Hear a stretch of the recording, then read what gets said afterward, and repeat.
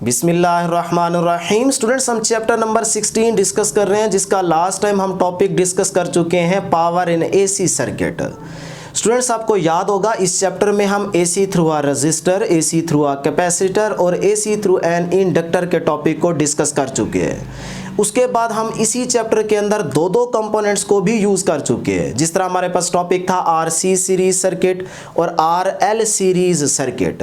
लेकिन स्टूडेंट्स, हमने इस चैप्टर में अभी तक 3 कंपोनेंट्स को एक ही सर्किट में यूज नहीं किया। पहले हमने इंडिविजुअल कंपोनेंट का यूज किया, फिर हमने दो कंपोनेंट्स को यूज किया और वोल्टेज और करंट के बिटवीन रिलेशन को डिस्कस किया था। लेकिन आज का जो हमारे पास टॉपिक है वो है सीरीज रेजोनेंस सर्किट, जिस टॉपिक में हम 3 कंपोनेंट्स का यूज करने वाले हैं, जिसमें हमारे पास एक रेजिस्टर है, दूसरा इंडक्टर है और तीसरा कंपोनेंट कौन सा है जी? कैपेसिटर।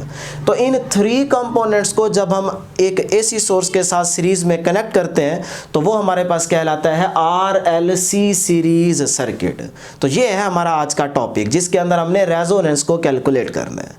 तो सबसे पहले इसकी सर्किट डायग्राम को डिस्कस करते हैं कि स्टूडेंट्स, हमारे पास ये एक रेजिस्टर है, ये इंडक्टर है और ये कैपेसिटर है, जिनको हमने एक अल्टरनेटिंग सोर्स के साथ सीरीज में कनेक्ट किया हुआ है एंड टू एंड।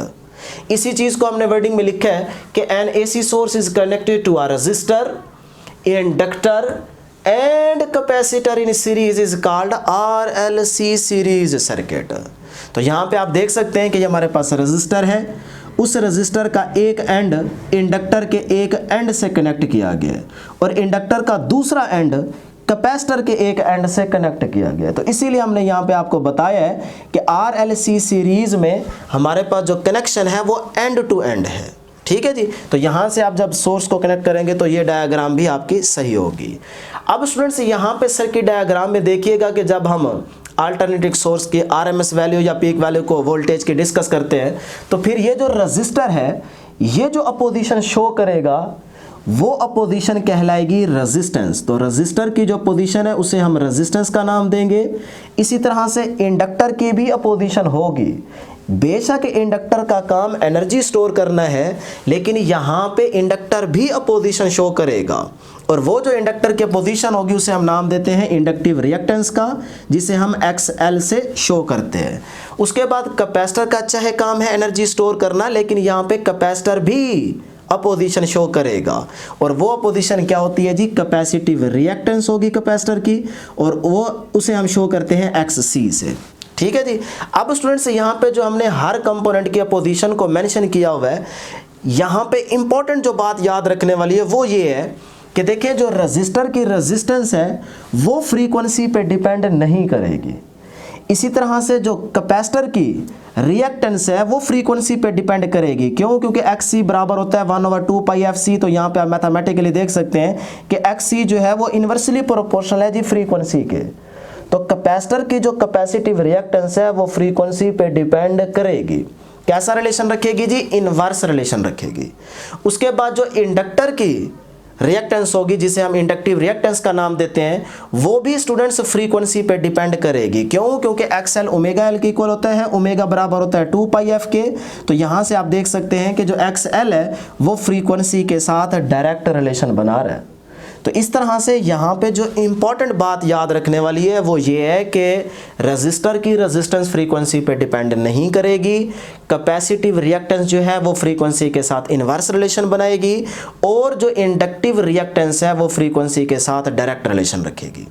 तो इस तरह से ये 2 इक्वेशंस आपने इंपॉर्टेंट है याद रखनी, इनका आगे हम यूज करेंगे। अब स्टूडेंट्स, इंडिविजुअल कंपोनेंट की अपोजिशन तो हमने देख ली, लेकिन हमने तो तीनों को एक ही सर्किट के अंदर कनेक्ट किया हुआ है सीरीज में। तो यहाँ पे जो रेजिस्टेंस का कंबाइन इफेक्ट होगा, रिजल्टेंट होगा, उसे हम नाम देते हैं इम्पीडेंस का। इम्पीडेंस की आप प्लेलिस्ट में जाके वीडियो देख सकते हैं, वहाँ पे हमने डिटेल में डिस्कस किया हुआ है। तो यहाँ पे जो इम्पीडेंस है उसको हम डिस्कस करेंगे। उस इम्पीडेंस की मैथमेटिकल इक्वेशन क्या होगी, उसको भी हम एट लो फ्रीक्वेंसी के अंदर भी कैलकुलेट कर सकते हैं और उसका रिलेशन एट हाई फ्रीक्वेंसी के स्टेप में भी उसको डिस्कस कर सकते हैं। लेकिन अभी हमने यहाँ पे एक जनरल इक्वेशन आपको बताई है कि z is equal to R square plus into X L minus X C whole का स्क्वायर की अंडर रूट। तो ये हमारे पास इम्पीडेंस की मैथमेटिकल इक्वेशन है। ये वाली इक्वेशन बेसिकली हमारे पास इस एट हाई फ्रीक्वेंसी के पॉइंट से आती है। अगर आप एट लो फ्रीक्वेंसी के पॉइंट से इसको कैलकुलेट करना चाहें तो वो बन जाएगी X C minus X L. ठीक है, तो अब ये इक्वेशन कैसे आप यहाँ से कैलकुलेट कर सकते हैं वो आपको मैं यहाँ पे बता दूंगा, लेकिन आप इसको सिर्फ याद रखेंगे, इसकी डेरिवेशन करेंगे नहीं, क्योंकि आपकी बुक में ये मेंशन नहीं की गई। लेकिन आप इसको वोल्टेज के फार्मूले से भी कैलकुलेट कर सकते हैं। यहाँ से जब आप मैक्सिमम वोल्टेज को डिस्कस करेंगे, V naught square is equal to according to Ohm's law resistor के across I naught R whole का स्क्वायर, फिर plus X L minus X C whole का स्क्वायर करेंगे और उनकी जगह फिर वैल्यूज या वोल्टेज को लिखेंगे, तो फिर आपके पास यहाँ से ये वाली मैथमेटिकल इक्वेशन प्रूफ हो जाती है। लेकिन हम उस तरफ नहीं जाते, हम यहाँ से आपको डायरेक्ट ही बता देंगे इम्पीडेंस वाली डायग्राम से कि ये वाली इक्वेशन कैसे आती है। आप वोल्टेज से भी कैलकुलेट कर सकते हैं, मैं फिर से बता रहा हूं। ठीक है, तो अब स्टूडेंट्स देखते हैं इंपीडेंस डायग्राम। तो इंपीडेंस डायग्राम में एक चीज आपने याद रखनी है कि यहां से देखें एक्स सी फ्रीक्वेंसी के साथ इनवर्स और एक्स एल फ्रीक्वेंसी के साथ डायरेक्ट। तो इसका मतलब एक्स सी और एक्स एल एक दूसरे की क्या कर रहे हैं, मुखालफत कर रहे हैं, एक दूसरे के क्या आ रहे हैं, अपोजिट आ रहे हैं। तो इसीलिए पहले हम जो रेजिस्टेंस को ड्रा करेंगे फेजर डायग्राम में, तो रेजिस्टेंस तो फ्रीक्वेंसी पे डिपेंड ही नहीं कर रहा। तो इसका मतलब अगर रेजिस्टेंस फ्रीक्वेंसी पे डिपेंड नहीं कर रही तो रेजिस्टेंस का वेक्टर हमने हॉरिजॉन्टल ड्रा कर देना है, क्योंकि ये तो फ्रीक्वेंसी पे डिपेंड ही नहीं कर रही। उसके बाद बचेगा एक्स एल और एक्स सी। तो एक्स एल और एक्स सी को यहाँ से देखें एक दूसरे के क्या कर रहे हैं, मुखालफत। तो इसीलिए हमने एक्स एल का वेक्टर ऊपर और एक्स सी का वेक्टर नीचे ड्रा कर दिया। तो यहाँ पे देखें एक दूसरे को क्या कर रहे हैं, ये अपोज कर रहे हैं। तो इस तरह से ये हमारे पास इम्पीडेंस सर्किट डायग्राम आ जाएगी, जो कि हमारे पास आर एक्स एल और एक्स सी की है। अब स्टूडेंट्स यहाँ पे हम केस डिस्कस करते हैं कि अगर हमारे पास अल्टरनेटिंग सोर्स की फ्रीक्वेंसी लो कर दी जाए, क्योंकि अल्टरनेटिंग सोर्स है ना, तो इसकी फ्रीक्वेंसी होगी। तो जब फ्रीक्वेंसी लो होगी तो किस तरह से सर्किट बिहेव करेगा, जब फ्रीक्वेंसी आप इंक्रीज कर रहे होंगे तब ये सर्किट किस तरह से बिहेव करेगा। और अगर हमारे पास एक्स एल और एक्स सी की फ्रीक्वेंसी या इनकी जो रिएक्टेंस है वो बराबर हो जाएगी किसी पॉइंट पे, तो फिर सर्किट किस के तौर पे बिहेव करेगा। ये दो तीन केस हैं जो जिनको अब हमने डिस्कस करना है। तो सबसे पहला केस क्या है जी, एट लो फ्रीक्वेंसी, यानी कि अल्टरनेटिंग सोर्स की जब आप फ्रीक्वेंसी डिक्रीज करते हैं तो फिर याद रखिएगा जब फ्रीक्वेंसी आप कम करेंगे तो एक्स एल क्या हो जाएगा, कम हो जाएगा, क्योंकि उसके साथ डायरेक्ट रिलेशन आ रहा है। इसी तरह से जब फ्रीक्वेंसी कम होगी तो एक्स सी की वैल्यू बढ़ जाएगी, क्योंकि ये तो इन्वर्स रिलेशन बना रहा है।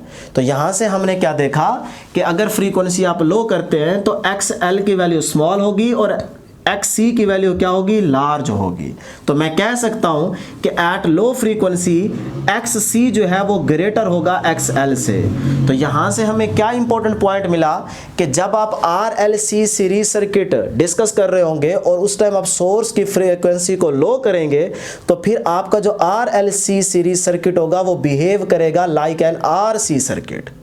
क्यों स्टूडेंट्स, क्योंकि जो इंडक्टिव रिएक्टेंस है वो तो कम हो जाएगी और कैपेसिटिव रिएक्टेंस बढ़ जाएगी। तो एक तरह से हम यूं कह सकते हैं कि उस टाइम जब आपकी फ्रीक्वेंसी लो होगी इंडक्टर अपोजिशन शो ही नहीं कर रहा होगा, ऐसा फील हो रहा होगा कि ये है ही नहीं।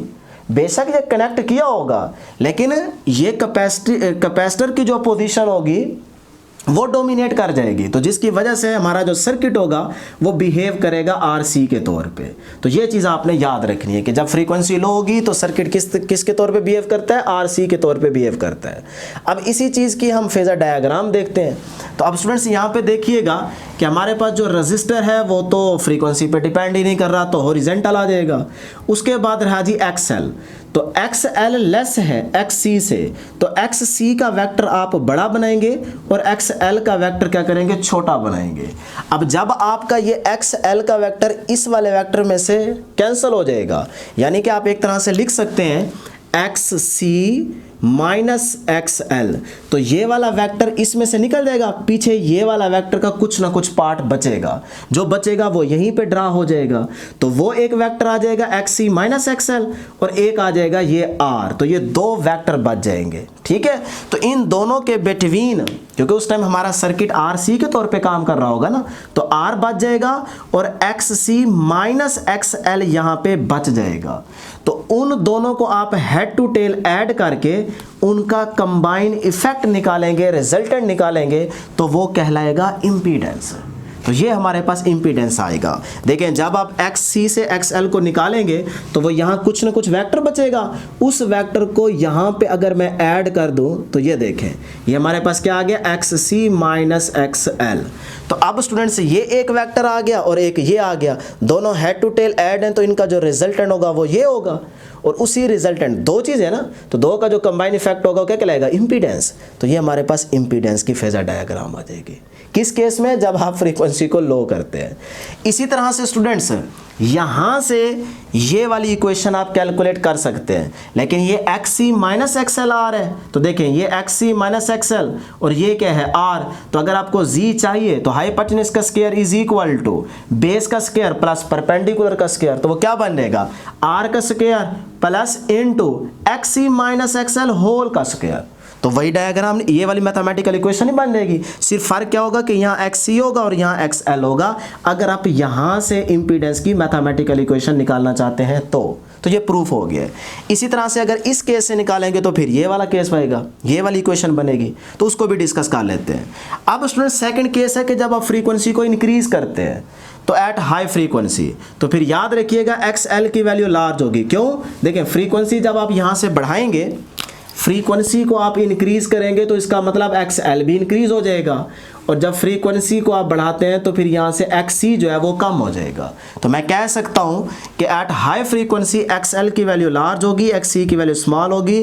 तो यहाँ से हम क्या कहते हैं, एक्स एल जो है वो ग्रेटर होगा एक्स सी से।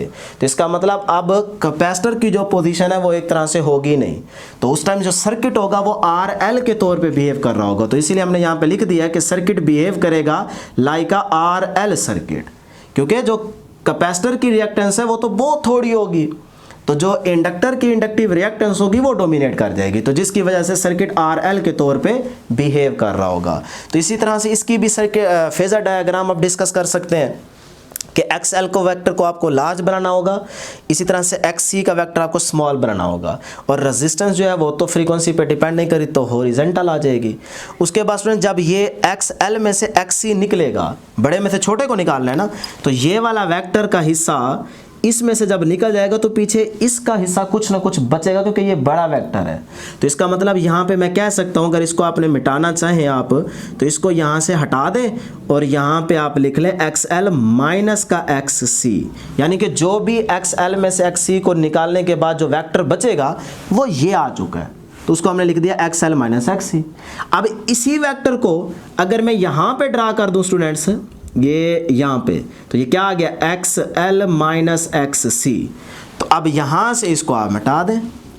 अब देखें तो ये दोनों vector head to tail add हो चुके हैं आर और X L minus X C का, यानी कि ये एक ही वैल्यू है, ये ऐसे है। ठीक है, अब दोनों ऐड हो चुके हैं तो हेड टू टेल, तो अब इनका रिजल्टेंट ड्रा कर लें। कंबाइन इफेक्ट वो क्या आएगा, पहले की टेल से टेल, लास्ट के हेड से हेड, तो ये हमारे पास क्या आ जाएगा, रिजल्टेंट। और ये क्या कहलाएगा, इंपीडेंस, क्योंकि दो चीज़ें आ गई ना, रेजिस्टेंस और दूसरी वैल्यू क्या है, एक्स एल माइनस एक्स सी, तो इसीलिए ये हमारे पास इंपीडेंस आ जाएगी। अब यहाँ से अगर आप ये वाली इक्वेशन निकालना चाहें इंपीडेंस की तो इजीली निकाल सकते हैं। देखें ट्राइंगल बन गई ना, ये एंगल लेट कर लें फाई है, तो हाइपोटेन्यूज का square is equal to base का स्क्वायर प्लस परपेंडिकुलर का स्क्वायर, तो यही नहीं बन जाएगी, R square plus into X L minus X C whole का स्क्वायर। तो इधर से जो जी का स्क्वायर था उसको खत्म करने के लिए हमने दोनों साइड पे क्या लिया, स्क्वायर रूट लिया, तो ये हमारे पास इक्वेशन बन गई।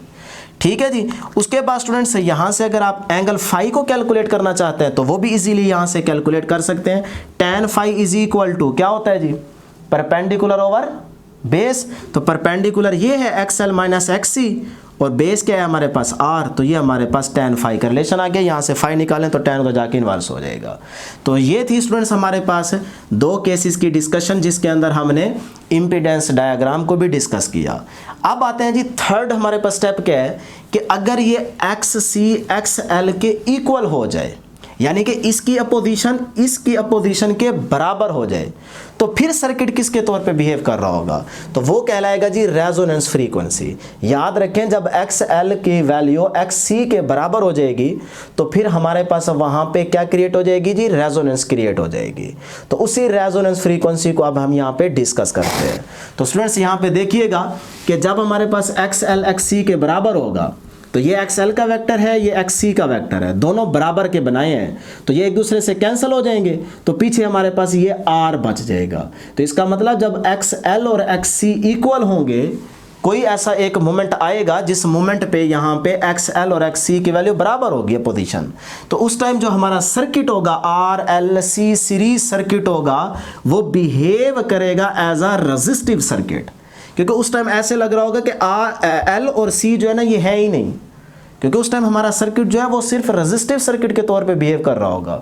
तो सिर्फ ये रेजिस्टर जो है मैक्सिमम अपोजिशन जो है वो शो करेगा, तो इसीलिए पीछे हमारे पास फेजर डायग्राम में क्या बच जाएगा, सिर्फ और सिर्फ R बच जाएगा। ठीक हो गया जी। तो ये था थर्ड हमारे पास केस। तो इसीलिए हमने यहाँ पे नोट में भी लिखा हुआ है कि at resonance frequency circuit RLC circuit behave just like a resistive circuit. तो अब स्टूडेंट्स इसी रेजोनेंस फ्रीक्वेंसी की मैथमेटिकल इक्वेशन को हम कैलकुलेट करते हैं। तो इसकी डेरिवेशन को स्टार्ट करते हैं। यही कंडीशन आप अप्लाई करें, XL is equal to XC, XL omega L के इक्वल होता है, XC 1 ओवर ओमेगा C के इक्वल होता है। तो ओमेगा के साथ आप R को मेंशन कर दें, तो R हमारे पास यहाँ पे सब्सक्रिप्ट्स में जो लिखा गया ये क्या है, रेजोनेंस को शो कर रहा है। तो यहाँ पे हमने सिंबल भी शो किया हुआ है कि रेजोनेंस फ्रीक्वेंसी का अगर लीनियर फॉर्म में सिंबल लिखेंगे तो वो FR होगा, और अगर एंगुलर फॉर्म में लिखना चाहेंगे तो वो हमारे पास क्या होगी, ओमेगा R होगा। तो हमने यहाँ पे R इसीलिए रिप्रेजेंट किया क्योंकि हमारे पास क्या है, रेजोनेंस है, तो रेजोनेंस फ्रीक्वेंसी।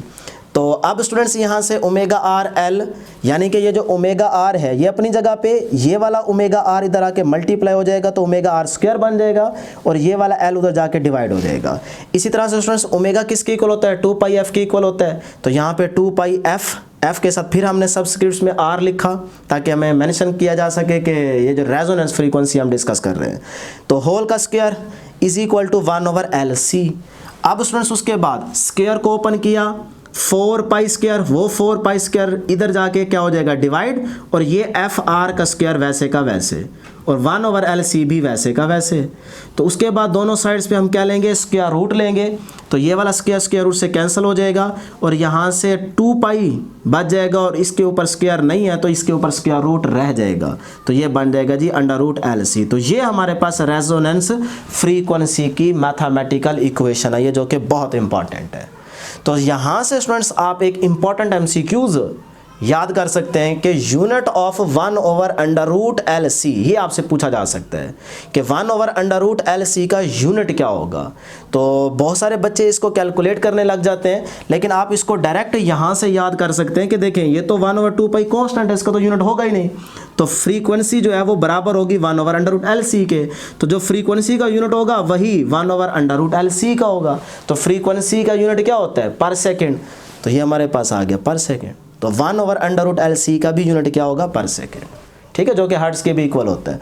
तो ये थी स्टूडेंट्स हमारे पास यहाँ तक की डिस्कशन, लेकिन लास्ट में हमारे पास प्रॉपर्टीज़ रह गई हैं रेजोनेंस सर्किट की। तो हम सीरीज रेजोनेंस सर्किट की प्रॉपर्टीज़ को अब हम डिस्कस करते हैं। अब स्टूडेंट्स हमारे पास कुछ प्रॉपर्टीज़ है सीरीज रेजोनेंस सर्किट की, जो कि आपसे शॉर्ट क्वेश्चन में भी पूछी जा सकती हैं, और अगर ये आपका लॉन्ग क्वेश्चन आता है तो उसके अंदर पिछली स्लाइड में जितनी चीज़ें थी उनके साथ आप ये प्रॉपर्टीज़ लिखेंगे तो आपका लॉन्ग क्वेश्चन कंप्लीट हो जाएगा। तो सबसे पहली प्रॉपर्टी देखते हैं कि the resonance frequency is given by, resonance frequency का भी हमने मैथमेटिकल रिलेशन कैलकुलेट किया था, वो ये हमारे पास था। इसी तरह से सेकेंड प्रॉपर्टी क्या है, impedance at resonance is resistive. याद रखिएगा कि जब आप एक्स एल को एक्स सी के इक्वल करेंगे तो हमारे पास जो इम्पीडेंस होगी, सर्किट की जो इम्पीडेंस होगी वो हमारे पास सिर्फ और सिर्फ रजिस्टर की जो रेजिस्टेंस है उसके इक्वल आएगी, क्योंकि एक्स एल और एक्स सी बराबर होंगे ना, तो वो एक दूसरे से कैंसिल हो जाएंगे। पीछे हमारे पास जो सर्किट होगा वो सिर्फ रेजिस्टिव सर्किट के तौर पे काम कर रहा होगा, तो वो रजिस्टर की जो अपोजिशन होगी वो आर होती है, तो इसीलिए जो इम्पीडेंस होगी वो आर के इक्वल होगी। उसके बाद थर्ड पॉइंट क्या है, एट रेजोनेंस। रेजोनेंस पे वोल्टेज और करंट का जो रिलेशन होगा वो क्या होगा, इन फेज होगा। मतलब एक ही टाइम में वो अपने मैक्सिमम पे पहुंच रहे होंगे वोल्टेज और करंट, और एक ही टाइम पे वो अपने मिनिमम पे पहुंच रहे होंगे, साथ साथ चलेंगे, तो इसलिए वोल्टेज और करंट का रिलेशन क्या होगा, इन फेज होगा। थीटा क्या होगा, 0। उसके बाद नंबर 4 पे क्या है, पावर फैक्टर इज 1। याद रखिएगा पावर फैक्टर क्या होता है, कोस थीटा। पीछे हम टॉपिक में डिस्कस करके आ रहे हैं, तो कोस थीटा, थीटा की जगह 0, तो कोस 0 का आंसर क्या आएगा, 1, तो पावर फैक्टर क्या होगा, 1 होगा। उसके बाद नंबर 5 पे आते हैं कि at resonance impedance is minimum.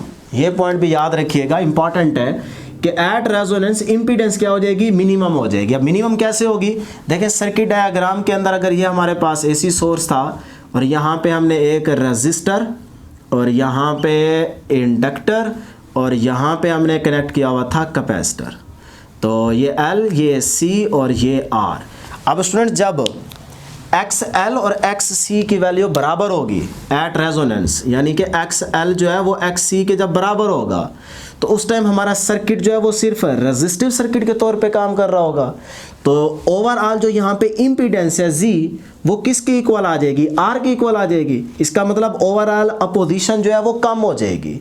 तो जब अपोजिशन कम होगी, तो जब इसी के अंदर हम एक बल्ब को कनेक्ट करेंगे तो उसकी जो रोशनी होगी वो ज़्यादा हो जाएगी, वो ज़्यादा ग्लो करेगा। इसीलिए हमने लिखा हुआ है कि at resonance impedance is minimum, तो करंट की वैल्यू ज़्यादा हो जाएगी तो बल्ब ज़्यादा रोशनी शो करेगा। तो ये पॉइंट आपने याद रखना है। तो यही पॉइंट फिर हमने करंट की शक्ल में किस तरह से लिया कि eight resonance current is maximum. देखें जब इम्पीडेंस यहाँ पे कम हो जाएगी तो इसका मतलब करंट की वैल्यू यहाँ पे बढ़ जाएगी। तो यही चीज़ लिखी हुई है, at resonance current is maximum, current बढ़ जाएगा। According to Ohm's law I is equal to V over R होता है, तो R किसके इक्वल है, Z के इक्वल, तो इसका मतलब I is equal to V over Z, तो करंट मैक्सिमम हो जाएगा सर्किट के अंदर।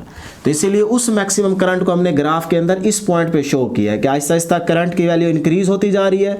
ये वाला वो पॉइंट है जहाँ पे आपके पास रेजोनेंस फ्रीक्वेंसी क्रिएट होगी, और यहाँ पे जो मैक्सिमम करंट होगा उसे हम नाम देंगे I0 का, और वो बराबर होगा V0 ओवर R। तो इस टाइम आपका सर्किट RC के तौर पर काम कर रहा है, और इस टाइप आपके पास सर्किट जो है वो RL के तौर पे काम कर रहा होगा।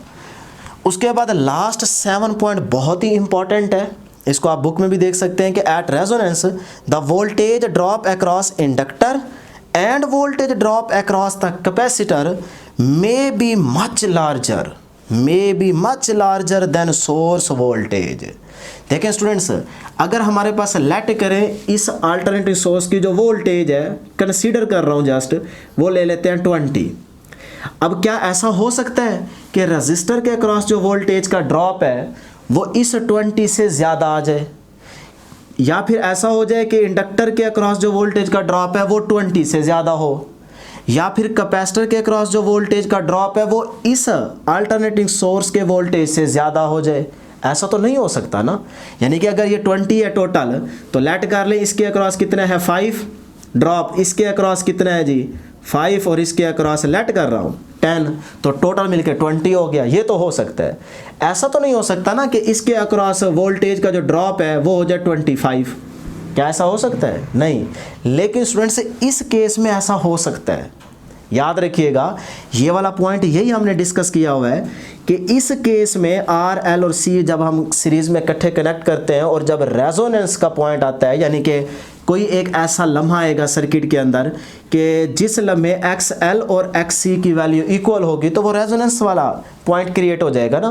तो किसी भी लम्हे XL या XC मतलब कैपेसिटर और इंडक्टर के अक्रॉस वोल्टेज का ड्रॉप सोर्स के वोल्टेज से ज़्यादा आ सकता है। ये हो सकता है, किसी भी लम्हे ऐसा पॉसिबल है कि आपको देखने को मिले। अब क्यों ऐसा होगा? क्योंकि स्टूडेंट्स इंडक्टर क्या करता है, एनर्जी स्टोर करता है। कैपेसिटर क्या करता है, एनर्जी स्टोर करता है। तो जो एनर्जी इंडक्टर ने या कैपेसिटर ने स्टोर की होगी तो उसकी वजह से भी तो पोटेंशियल का ड्रॉप ज़्यादा आ सकता है ना। तो इसीलिए ऐसा हो सकता है कि किसी लम्हे सर्किट के अंदर वोल्टेज कैपेसिटर के अक्रॉस या इंडक्टर के अक्रॉस ज़्यादा आ जाए, much larger, may be much larger than the source voltage. तो ये वाला वो पॉइंट था। तो ये थी स्टूडेंट्स हमारे पास आज की डिस्कशन। उम्मीद करता हूँ कि आपको जरूर समझ आई होगी। आज के लिए इतना ही। दुआओं में जरूर याद रखिएगा। अल्लाह हाफिज़।